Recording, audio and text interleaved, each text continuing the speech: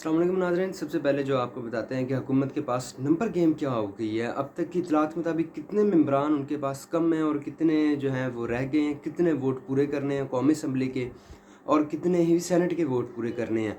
उसके बाद ये हफ़्ता बड़ा अहम तरीन होने जा रहा है और जुम्मा और हफ़्ते वाले दिन जो है वो बड़ी कोई कार्रवाई हो सकती है। वो क्या वजह है, कुछ वो बताएंगे। जुम्मे और हफ़्ते वाले दिन जो है उसकी क्या इतलात आ रही हैं, फिर वो बताएंगे। दूसरी जानिब जो है वो कुछ PTI के जो कौन से कितने बंदे जो हैं वो जो है वो कर लिए गए हैं, एग्री हो गए हैं और उनको जो है वो मैनेज कर लिया गया है। वो कितने बंदे हैं, ये क्या तफसीलात हैं, ये सारी आपके साथ हम शेयर करते हैं।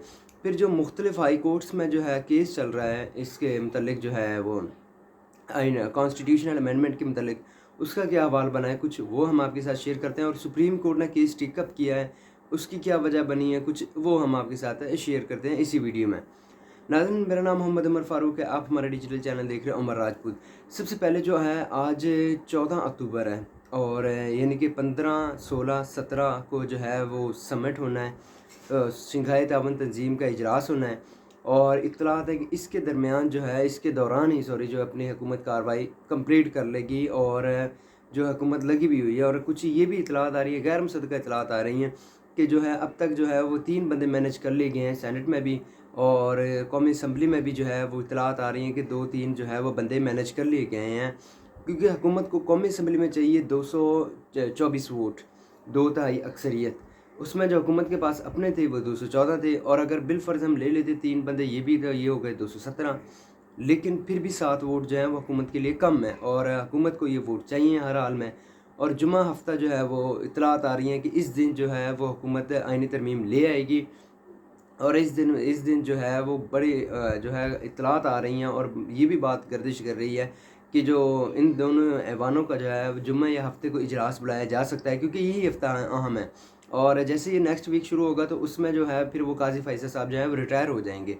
हुकूमत की कोशिश है भी जिस तरह भी करें, जैसे भी करें, ये तरमीम जो है हम काजी फैसल साहब की रिटायर होने से पहले पास करवा लें, क्योंकि बाद में हमारे लिए मुश्किल होगी और आसान नहीं होगा तरमीम करना। तो इस वजह से जो है वो हुकूमत पूरी कोशिश में लगी हुई है। दूसरी जानिब सेनेट में जो है वो इतलात आ रही है 61 नंबर हो चुके हैं, तो वहाँ भी जो है वो 3 वोट रहते हैं। और क्योंकि सेनेट में चाहिए हुकूमत को 64 वोट और 64 वोट चाहिए 2/3 अक्सरियत, फिर वहाँ हो जाएगी 2/3 अक्सरियत ही कौमी असम्बली में हो जाएगी।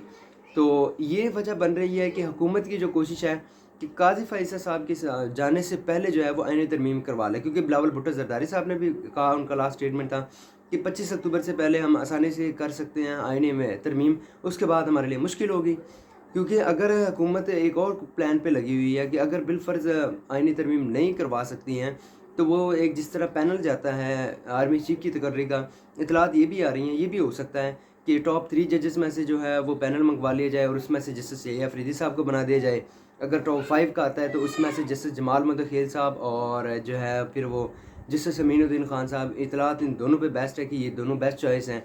तो ये अब सारा सिनेरियो बन रहा है और हुकूमत भी इस कोशिश में लगी हुई है कि जिस तरह भी करके हम जो जो है वो 24 से पहले 25 से पहले इसको जो है वो तरमीम को पास करवा लें। और क्योंकि 25 के बाद जो हुकूमत के लिए मुश्किल होगी और फिर ज़ाहिर सी बात है जब तरमीम नहीं होगी तो फिर जो आइन के आर्टिकल के जो आइन के मुताबिक है, जो सीनियर मोस्ट है, सीनियर प्यूने जज होते हैं, जो वो चीफ जस्टिस सुप्रीम कोर्ट बन जाते हैं। अगर हुकूमत नोटिफिकेशन नहीं भी जारी करती तो उसके बावजूद भी जो है वो बन जाते हैं।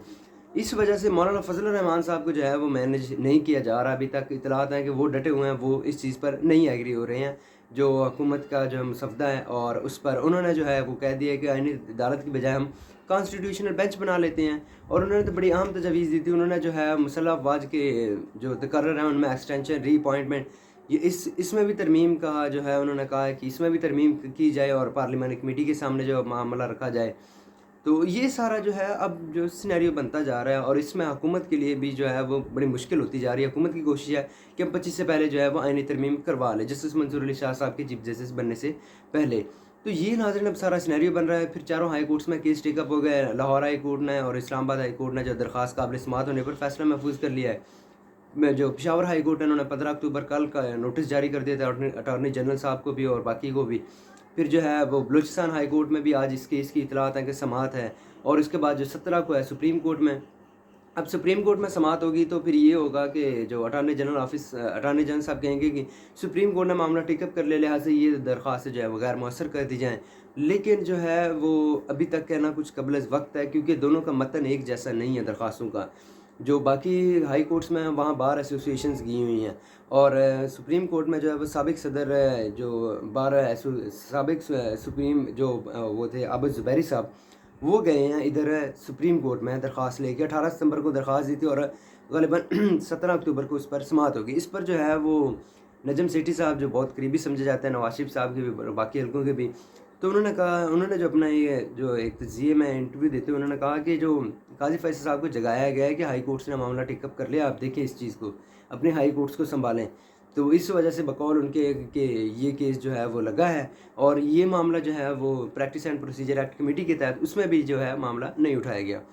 तो नाज़रीन, ये थी अभी तक की अपडेट्स जो हमने आपके साथ शेयर की। मज़ीद अपडेट्स के साथ हमारे साथ जुड़े रहिएगा। अभी तक इतना ही, हमें इजाज़त दीजिएगा। अल्लाह हाफ़िज़।